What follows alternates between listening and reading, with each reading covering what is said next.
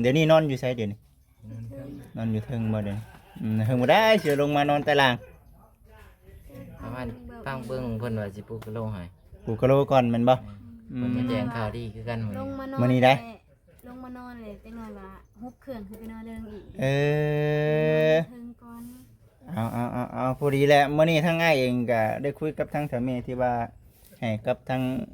อ้ายนี่แหละดำเนินการที่ผ่านมาแต่แม่เพิ่นได้เบิ่งคลิปแล้วก็เพิ่นก็อยากจดช่วยในเรื่องที่นอนแน่ที่นอนหมอนมุ้งแล้วก็ดีคือกันดีคือกันเด้อ โอ้ดีใจเด้อดีใจเด้อเชียวว่าดีคือกันเนาะเอาขออนุญาตนำคือว่าน้องตุ๊กสิมาบ่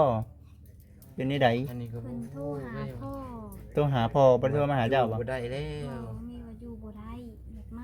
อยากมาอยู่น้ำไผล่ะมาอยู่น้ำเอื้อยมาอยู่ตึกป้าอยากมาอยู่น้ำเจ้าและเฮ็ดจังได๋ซะบัดนี่มีน้องโอนเงินให้พ่อจ้อยที่150,000ให้เพิ่นมาแล้วก็ไปเว้ากันใหม่ว่าเป็นจังไดแบบ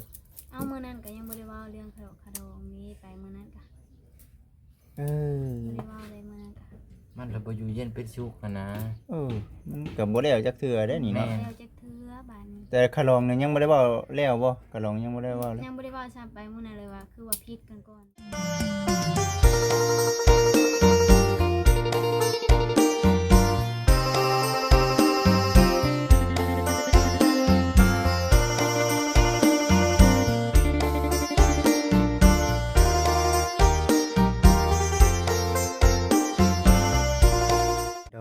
พ่อแม่พี่น้อง FC ทุกท่านทั้งฝั่งลาวฝั่งไทยทั้งต่างประเทศเด้อพ่อแม่พี่น้องเด้อเอามื้อนี้วันนี้เนาะทางบ่จิตก็อยู่ที่เฮือนน้องโอเฮือนน้องแต่เฮือนแม่ตู้แก้วเนาะพี่น้องเนาะมื้อนี้เนาะทางบ่จิตก็มาอยู่ทางนี้พอดีว่าพอดีได้แหละได้คุยกับทางกับแม่เพิ่นเนาะคุยไปคุยมากัดว่ามีข่าวดีพี่น้องเอ้ยเนาะในเรื่องครอบครัวของทางน้องแต่เป็นประเภทพวกที่ยุงที่นอนแน่พี่น้องนะหมอนมุ้งอันนี้คือทางทำแม่เพิ่นคุยกันกับทางทำแม่เพิ่นแต่ว่าสิเป็นมื้อใดเด้อพี่น้องเด้อเนาะกะบ่ฮู้เทื่อมีแต่ว่าจุนเท่าทางทำแม่เพิ่นมีเวลาพุ่นแหละพี่น้องเอ้ยแต่ว่าได้คุยกับทางทำแม่เพิ่นก็ดีใจเนาะดีใจกับทั้งน้องๆเพิ่นสิไปบอกเพิ่นก่อนเนาะและก็ตามคำขอของทาง FC การอนามัยเนาะเฮือนซานด้านเป็นเห็นให้มันสะอาดเห็นให้มันเป็นตาอยู่เนาะมื้อนี้ก็สิเข้าไปหาน้องๆเพิ่นคือเก่าเส้นเดิมคือเก่าเส้นเคยพี่น้องเด้อเนาะเฮือนซานด้านเป็นน้องๆเพิ่นถือว่าสวยงามเข้าไปหาทั้งน้องเต๋น้องอันนี้เพิ่นก่อนใช่ล่ะนอนอันนี้แท้เนาะพี่น้องเอ้ยเด้อไผน้องเต๋เฮ็ดหยังอยู่น้องเต๋เอ้ยเอา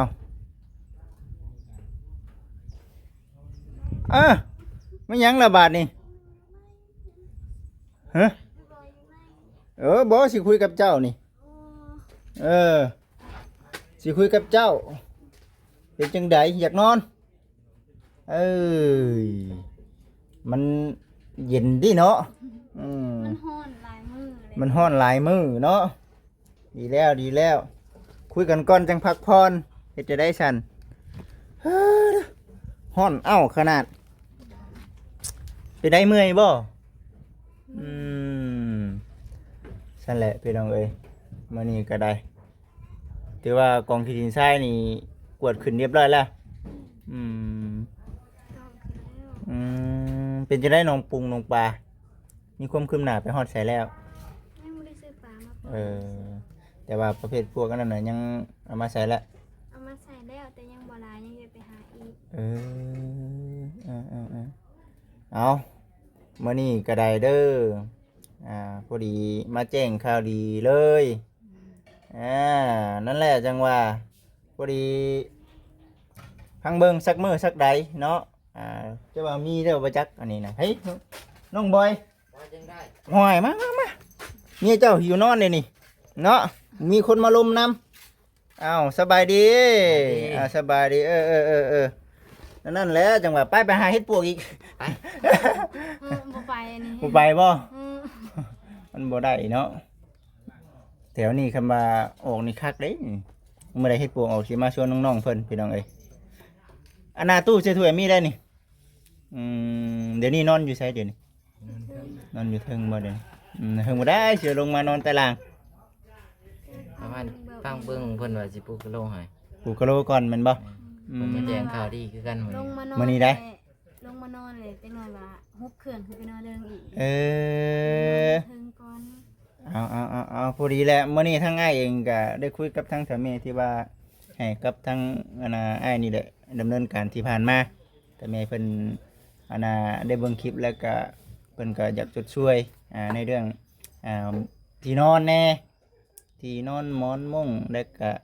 ดีคือกัน ดีคือกันเด้อ โอ้ดีใจเด้อโอ้ดีใจเด้อเชียวว่าดีคือกันเนาะ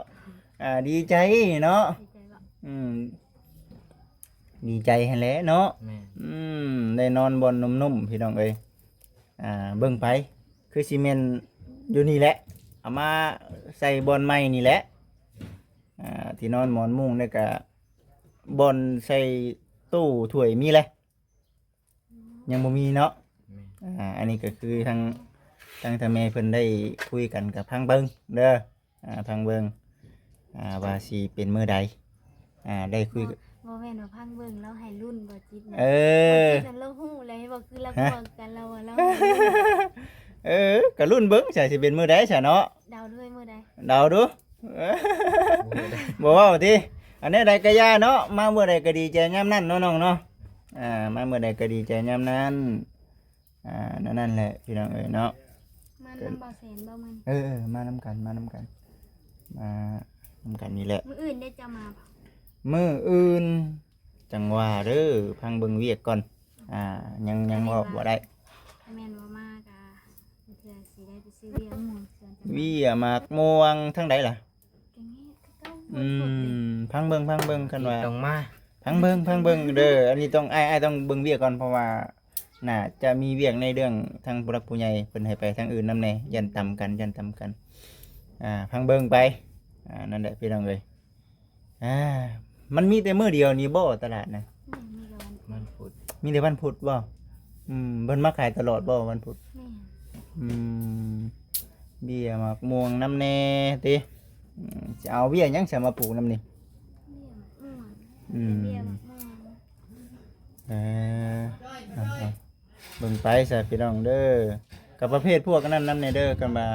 มีข่าวดีก็บ่พอเว้าเบิดดอกพี่น้องเอ้ยเนาะถือว่ามีหลายเติบหนึงเด้มีหลายแนวอยู่สิ บ่ลัง บ่ ไม่บ่ ลังไม้ก็บ่ปากเนาะ เอา ปล่อยให้รุ่นปล่อยให้รุ่น แต่เบิ่งบัดเฮาก็คอยถามมาเทื่อละน้อย ตัวบ่ตัวถามบ่ เห็นว่าคือผู้ใหญ่เพิ่นอยากถามเด็กน้อยเด็กน้อย ยั่วติ ยังยั่วถาม ยั่วถาม ยั่วไปยั่วมายังถาม เอามื้อนี้ก็มาแจ้งข่าวดีกับทั้งน้องๆนี่แหละว่าซั่นน่ะนะพ เดี๋ยวว่าคงไม่เท่าแก้วได้จะเว้าแล้วนี่ มาบอกน้องๆก่อนนี่แหละว่าซั่นหั่นนะคือว่าเปิดคลิปอยู่พุ่นเนาะไม่เท่าแก้วว่าวันนี้ เอาเฒ่าแก่เพิ่นก็มีข่าวดีเด้ๆเนาะชวนทั้งน้องๆก็เอาก็เบิ่งไปอันนั้นที่นอนตื่นสวยกว่าเก่าเด้ค่ะ นุ่มเด้นุ่มนอนตื่นสวยกว่าเก่าเนาะเอาขออนุญาตนำคือว่าน้องตุ๊กสิมาบ่เป็นนี่ใด อันนี้ก็ เพิ่ บ่ นโทรหาพ่อ ต้องหาพ่อบ่ได้มาหาเจ้าบ่ บ่ได้แล้ว มีว่าอยู่บ่ได้อยากมา อยากมาอยู่น้ำไผล่ะ มาอยู่น้ำเอื้อย มาเยือนจ้ะ ตึกป้า อืมอยากมาอยู่น้ำเจ้าและเฮ็ดจังได๋ฉบับนี่ มีน้องโอนเงินให้พ่อจ้อยที่150,000ให้เพิ่นมาแล้วก็ไปเว้ากันใหม่ว่าเป็นจังได แบบ เอามื้อนั้นก็ยังบ่ได้เว้า เรื่องขะดกขะดองนี้ไปมื้อนั้นก็ เออ บ่ได้เว้าเลยมื้อนั้นก็ มันระบ่อยู่เย็นเป็นสุขกันนะ มันก็บ่แล้วจักเทื่อได้นี่เนาะ แม่ แล้วจักเทื่อบัดนี้ แต่คลองเนี่ยยังบ่ได้เว้าแล้วบ่คลองยังบ่ได้เว้าเลย ยังบ่ได้เว้าซ้ำไปมื้อนั้นเลยว่าคือว่าผิดกันก่อนบ่ให้ว่า เออ แม่นเฮาอยู่แบบนี้มันก็ไม่ได้แล้วมันก็บ่ม่วนแล้วเนาะ ก็บ่ได้เว้าใช่ทั้งนั้นทั้งนี้ดอกพี่น้องเอ้ยก็อิงตามฮิตของประเพณีบ้านเฮาหั่นแหละ แม่นนั่นแหละ คันเฮาบ่เฮ็ดก็บ่ได้ เพิ่นนัดเดือน6เด้ อืม สิฮอด เดือนเจ็ด เดือน7ฮอดเดือน7เลย แม่น ห้อยบ่แซนมีข่าวดีบ่ เออบัดที่นี่เฮ็ดจะได้บัดนี้สิเอาทพเพิ่นไป แม่นเอาเฒ่าแก่ในโฮมไปแล้วก็ เออ ไปเว้ากันเด้ เออ ก็ไปกันนะไปไทย ไปได้บ่เจ้า ก็ได้ อืม ใส่แบบโจรเด้ก็เดือนถ่ายเอา ฮะ ไปยัง เอาน้องตุกบ่ได้ก็ถามว่ามีปัญหาบ่ก็มีหั่นแหละเนาะมีหั่นแหละเนาะมีปัญหาในเรื่อง น้องโอบ่อยู่ว่ามื้อนี้ บ่ ลง น้อง สวรรค์ โอก็บ่อยู่ลงสวรรค์ พอจังเป็น GD อยู่ได้เนาะ จะม้อยอยู่ อืม เออ แต่ว่ามื้อใดซะสิได้ไปน้องเอ้ย ทางเดินโทรมามื้อนี้ก็ไปมื้อนี้ ได้คุยกันได้ซะกับทางนั้น บ่เพราะว่าทางนั้นก็ว่าไงบ่มีเฟซบ่มีเบอร์กันเลยนะ อืม เบอร์เขาก็บ่เอาให้อีก ไปได้ไปบางทีบ่ได้นัดกันก็มันก็คือเก่าหั่นแหละ เนาะ อ่า มีก็ไปเนาะสมมุติไปตะแรกนี่ ไปเว้ากันหรือแบบไปเว้ากัน ว่า ให้แบบ ให้เกียมไว้มื้ออื่นเนาะ ให้เกียมไว้มื้ออื่น อืม จะไปเว้าไป ไปตู้กันก่อน คันว่าเนี่ยนะหันจะตรงว่าน้องจะมาก่อนบ่ซั่นมันสิหนักเด้น้องขึ้นนั่นนะเนาะคงเอาไปบอกไปเครียดเลยเด้ไปแบบ ต้องได้เอามา มันต้องเอามาก่อนอยู่แล้ว เดี๋ยวนี้เขาเจ้าพิดกันบ่เดี๋ยวนี้ กัน เออ กับยาว่ะ ไปถือกันกับย่า ตอนนี้นะน้องตุ๊กนะพี่ถึงกับย่าแต่สิมาพี่ก้อนบัดนี่ พี่ก่อน เจ้าตัวเพิ่นโทรมาเองเลยเนาะนี่เนาะ แม่นเพิ่นโทร คิด มา กันเรื่องหยังบ่ น้ำแม่น้องตองหั่นเด้ อืม เขาน้ำ เพิ่น เขาน้อง เพิ่น ตอง คิดกันแบบแม่นะ มื้อนั้นก็จักเป็นได้ใดจัก เวลาง่ายๆการติดต่อกันเลย คือแบบบ่มี มันมีสองทางติดต่อกันได้ เฮ้ก็สิบ่มีหยังหลายพี่น้องเนาะ FC หลายๆท่านก็คือสิฮู้อยู่ดอกว่าเป็นจังไดเนาะ คือสิเข้าใจนะ เข้าใจอยู่ดอก ก็แม่นว่า FC ติดตามมาเติงแล้วนะคือเข้าใจแม่นว่า FC ติดตามใหม่ก็เพิ่นก็บ่เข้าใจ เพราะว่า ว่ามันเป็นจังได แม่นที่ผ่านมาก็ฮู้อยู่ว่าเป็นจังไดทั้งนั้นทั้งนี้ว่าซั่นหั้นนะพี่น้องเอ้ยเนาะเอ้ยเนาะมีแต่ว่ามื้อนี้คันมามื้อนี้พ่อมามื้อนี้ก็สิไปมื้อนี้ แม่นไปมื้อนี้ จักคนน่ะไปบัดนี้ต้อง สิเอาล่ามไปเอาแต่ล่าม เอาแต่ลามไป เอาล่ามไปเว้าคำแม่นว่า คือหลายคนเขาก็ว่าคำแม่นว่าเว้ายังบ่ตกบ่แตกแล้วเขาว่าให้ไปหาผู้บ้านเขาว่า อืมยังบ่วิดยังบ่ว่างเนาะเรื่องปัญหานี่พี่น้องเอ้ยเอาตลอดเนาะได้พังแล้วก็อุกอังแกนํอยู่อืม คือน้องเคยไปอยู่เฮือนหามันสิเป็นจังได อืม มันคิดปุ๊บ คือเห็นภาพได้ติ สิเห็นภาพเลย พังไปซะสิเป็นจังไดอืมเฮ้ยมาแจ้งข่าวดีเพิ่นบ่จิตน่ะแจ้งข่าวดีน้องเตนี่แหละ แจ้งคดีว่าแจ้งต้องเลย เอ้ามาแชร์ไปได้ยินว่าจะไอ้บอยเพิ่นถามมีข่าวดีบ่ มีข่าวดีบ่ว่าแซนว่าซั่น ท่านบ่ เออ มีแล้วเนาะทางบ่แจ้งตัวยังเลยพี่น้อง ก็มาดีใจน้ำเนาะดีใจน้ คนบ่ ำมาสองคน มีหยังพี่น้องเนาะ ลองมากระโปดไปได้มา เรามากระโพดเรามักซารี ดีบ่ได้มาพี่น้องเนาะ บ่หยอกเพิ่นมื้อนะบ่บ่สดีบ่แม่นบ่เซนน่ะเป็นพี่อ้ายเจ้าบ่เอ้าเจ้าฮู้ได้จังได๋เพิ่นว่าได้เอาพ่อก็บ่มีไผบอกได้ว่าเป็นพี่อ้ายกันเพิ่นเอ้าเจ้าฮู้ได้จังได๋บ่เดาเบิ่งว่ะ โดย หักส่วนหลายมากกันเพิ่นบ่ได้เอิ้นกันเลยแบบพี่อ้ายแน่นี่จักเทื่อนี่บ่ได้ ไปอยู่เบิดเนาะ เบิร์นได้มีแต่เบา บ่นอกคลิปเราก็บ่ได้เอิ้นอันนั้นแหละก็เลยว่าบ่ เป็นกันเองนะเป็นกันเองแค่ในแต่เบิร์นกูอ้นมึงเหรอวะเป็นกันเองโพดดิ ดีโพดอัน เอ นั้น อ เอาไปกับเป็นพี่น้องกันได้ทางนั้น พี่น้องกับเมียป่ะ ทางสะพอทางนั่นแหละ บาสดีเนาะ ทางบ่เฒ่าแหละ พี่น้องทางพ่อเฒ่า ก็ได้เป็น น้องกันนั่นแหละพี่เป็นน้องกันนั่นแหละพี่น้องเอ้ย เฮ้ยเอาพี่น้องเด้อมีแต่เท่านั้นแหละก็เลยว่าจักชีแม่นมือใด ดียังน่ะ พอดี มันฮู้จักกิน โอ้ทั้ง ไป เบิด เบิ่งในคลิปจักว่านี่เราบอก บ่ยันบ่เสร็จนั่นน่ะกินข้าวบ่แซ่บ บ่จังหน่อยบ่แซนแล้วบ่ให้มื้อนำ แม่ พอดีทั้งผู้ใหญ่เพิ่นแม่ท่านเดียวกันที่ว่าที่ผ่านมาหั่นแหละเพิ่นบอกโทรคุยกับทางบริจิตมื้อนี้น่ะว่าในเรื่องตู้ใส่ถ้วยแน่ผ้าห่มผืนนอนที่นอนนำแน่ก็ได้มาแจ้งน้องเพิ่นมาแจ้งน้องเพิ่น เหลือให้ลุ้น ที่เดือให้รุ่นที่เดือให้รุ่น นี่อย่างนี้เด้อเนาะ โอ้ถือว่าหลายเติบได้ ไว้นี่บ่เอาไว้อันครัวใหม่นี่บ่ แม่นแต่ว่าตากะโลนี่เอาว่าขออนุญาตนำน้องบ่แม่นว่าไอ้นั่นนี่มันว่าขออนุญาตนำคือประมาณมื้อใดก็ปู่ตากะโลไปกลับไปเบิ่งดูหาน้องไปนอนได้บ่ ยังเด้ ยังบ่มีหยังเลยบ่น้องได้ปูแล้วได้นี่น่ะ สัตว์ยางบ่ ปูกะโลแล้วบ่เห็นเลย ขออนุญาตเด้อโอ้บอลไว้ถ้วยสิไว้บางไดนี่น้องบอยตู้ไหนมันน้อยๆใดอย่ามันทั่วเบิดนี่ เด้อเด้อนี่ มันยังน่ะ เอามาอยู่เลยเนาะ มันยังเฮ้ยโอ้มีงอด เอามันนอกไปตัวนี่มันนอกแล้ว ยังมีงอดเด้อย อด ฮ่า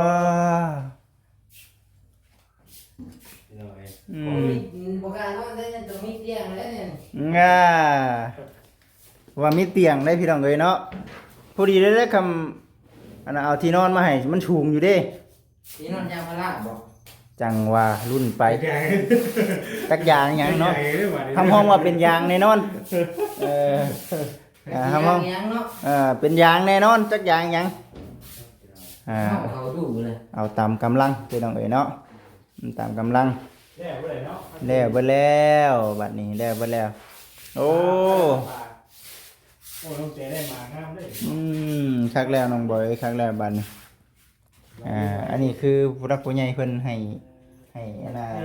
ให้คือนั่นคือเจ้าพี่น้องเอ๋ยเนาะโอ้ชื่อโดโดบ่ งามเนาะ เท่าโดโดคือว่าปลูกก็ไม่จังไผน้ำแน่ติ เลี้ยงน้อง แม่นบ่ไม่ยิงน้องบ่นี่ เราออกไปว่าแต่ มื้อเช้านี่บ่จิตชื่ออันนั้น ถึงมาได้คือเป็นยอดไปแท้ วังไปขุดเอากับอันนั้นเบานะเบาเวียงไส้ โอ้ เป็นยอดไว้เนาะ ได้กินไว้เนาะกันนี่ได้ดีเนาะ มื้อเช้านี่บ่จิต พักกันนี่เอามาใช้นี่เนาะดอกอันนี้ เกินมันหยังก็อันนี้ โอ้ได้ บ่จิตเบิ่งก่อนอ๋อ อยู่น้อง แขบ่บ่แม่นแขบ่ ว่าอย่างถ้าว่านั่นน่ะเอาไปป้าไว้หนองเนาะ แต่ว่าอันนี้มันเฮ็ดน่ะเฮ็ดให้น้ำมันใสแม่นบ่ มันจะเข้าปั๊มน้ำเลยแล้วก็มันมีมันก็ปลามันก็มักอยู่เลยครับว่ามี ห่มเนาะ แม่งอันนั้นลงอยู่ก่อนเขาเอิ้นแม่งอิหยัง แมงงอดน้ำ มันว่าน้ำบ่ บ้านบ่จิตเอิ้นออกไป นี่เฮาปลูกอันนี้ต่อไปมันก็สิลามไปปลูกบังมันก็เย็นแล้วมันก็สิน้ำก็สิเย็นมัน เย็นได้เนาะ คือหนองปลาได้บัดนี้เนาะ งามได้น้ำซำนี่ พอดี ใส่โหดกะจังได๋ได้ แม่นๆคักกันนี่นะ แต่เลี้ยงปลาดุกนี่เป็นสีเดียวกันได้เลยนี่สีกับน้ำเลย ปลายังไม่ปล่อยเนาะ บ่จิตชื่อ แต่ว่าตู้บ้างามได้น้ำไปนี่แต่น้องเคยไปลงนี่แต่น้อง ปลามันจะเป็นสีมันจะออกเหลืองๆมาสีน้ำนี่แหละ แม่นใหญ่ๆนี่โลด ระวังหมาน้อยตนอาบน้ำเด้อจุ๋มพอแห้งแล้ว เป็นอย่างนั้นมันลอยน้ำอยู่แล้ว กระป้อมที่ต้นมันน่ะเจ็ดหมกดอง ถุงละ15,000มื้อเช้านี่บ่จิตชื่อชาวถุง ปลานะ ปลา เอาไปสิลงแล้วบ่นะ บ่จิตก็บ่ เฮ้ ซื้ ย อเพื่อ เฮ้ย เอ้าเนาะอันนี้อ้ายก็บ่ได้นั่นเด้เขาไปส่งให้อยู่หน้าเลย เอา เบิ่งเอาคำลงนี่ย่านนี่เก่งอีดิ เอาไปสิลงไปยังบัด เขาจะมาขายอยู่ตลาดนัดน้องเอ้ยลืมคิดถุงละ10 มึงยอม 15,000 ที่บักใหญ่บักใหญ่ ชุลายปลาเฮาบ้านเฮาน่ะมันอยากเป็นปลาปลอมปลาปลอมก็มี งึดได้บาปบ่ อยากกินน้ำไม่ใช่น้องบ่ อยากกินน้ำได้น้องเอ้ยนี่อันยินน้ำให้มันนี่ เฮ้ยอุ้ย เอาซะเอา ว่าอันน้ำมันนั่นเอาน้ำหนุ่มน้ำ เอากินไปดีได้อนี่ บ่คือบ่อน้ำนะน้ำนี่เฮานี่ ง่ายอ๋อลอยน้ำเสย เอาน้ำใส่อันไว้ใส่ถ้วยไว้ อืม ยังบ่อิ่มนะ ยังบ่อิ่มเลยใส่ถ้วยใส่ถ้วย สูบน้ำเอาก็ได้ อืมปลาปลอมแต่ว่าเสียนเนาะหาก็ได้ยินว่าเสียนว่านี่แหล้วปีการนี้จะเลี้ยงจักถุง ไก่นี่ น้องเจ้า บ่ได้เลี้ยงไก่ อืม แต่โดนได้ตั้งแต่มีตู้นู้นซื้อให้ อืม ปีนั้น20ถุงบ่เลี้ยงน้ำแม่นาเนี่ยมันใหญ่เลยก็มาปล่อยให้น้องก็ยังได้ปลากันตึกมื้อนั้นก็โอ้ยหลายอยู่ป่ายังบ่ทันได้กินพอเท่าไหร่เด้ บ่จิตเบิดคักเบิดแน่ของบ่จิต ไปกินปลาปะ อยู่หน้าบ่เสียนเนาะบ่จิตก็ยังบ่ได้เคยได้กินเด้ ได้หลาย เนาะ อยู่ ต้องได้ไปไถนาเด้เนาะ ปลานั่นน่ะเฮานึกขึ้นมาได้เฮาต้องเฮ็ดกินด้วยน่ะแซ่บ อืม มันจะแซ่บครับ โอ้ยใหญ่ครับบ่ ลาบเอาลาบก็แซ่บเลยครับเฮาปิ้งน่ะบ่แซ่บบ่ได้มันบ่เข้ามันมุกก็ได้อยู่ หมกเนาะ แต่ว่าเฮากินแบบว่าเฮาพักกันมันมุนๆน่ะเด้ อื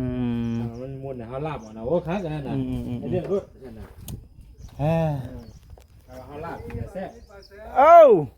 สบายดีเฮ็ดหยังกันนั่นมีเบิดแล้วบ่เครื่อง เอาล่ะสิก็ต้องมองนั่งบ่ เฮ็ดเองบ่หรือว่าจังใดมาหยังบ่พอไม่บ่พอสังกะสีเด้ใช่หยาบบ่ มุงหยามันจังบ่ฮ้อนเนาะ มันจังเย็นไม่แล้วบ่พอพี่น้องเอ้ยเนาะ โอ้ต้นกล้วย ยังจักเช่น ไว้น่ะเนาะ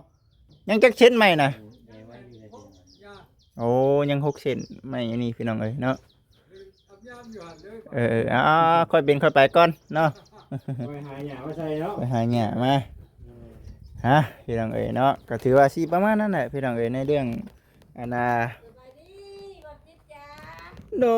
ยสบายดีพันยังเมื่อคืนนี่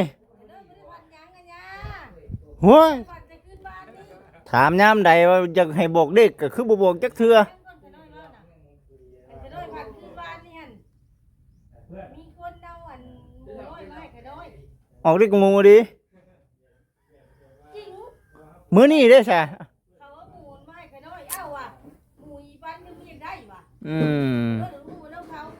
าได้หรือมาคู่ไว้ในเสาเฮือน